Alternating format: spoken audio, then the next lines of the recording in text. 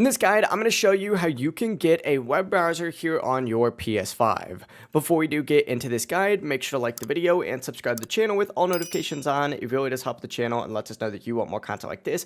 We'd greatly appreciate it. And if at any point throughout this guide you do have any questions, just ask them down in the comment section below and we can help you out further. I'm going to be doing my best to reply to every single comment down there.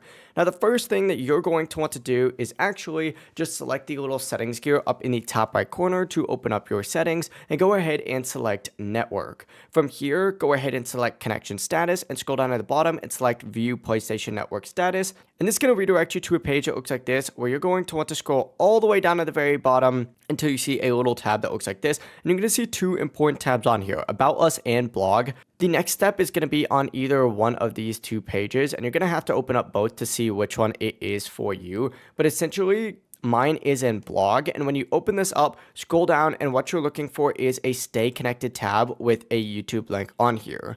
Open this up, and once you open this up, it's going to redirect you to a YouTube page, specifically the PlayStation YouTube page. Ignore everything on here except the sign in button. Go ahead and select that and then hit privacy down in the very bottom. This is going to redirect you to a page that looks like this. Go ahead and select the Google app settings and then hit Google search, and this is going to redirect you to a working web browser here on your PS5. You can search for whatever you would like and it'll work. I'm just going to search for myself. Boom, there we go. And as you can see, we have now just Boz pulled up. But yeah, it really is as simple as that. If you guys do have any questions, just ask them down in the comment section below and we can help you out further. I'm going to be doing my best to reply to every single comment down there. Before you do leave this guide, make sure to like the video and subscribe to the channel with all notifications on. It really does help us out and lets us know that you want more content. Have a great rest of your day though.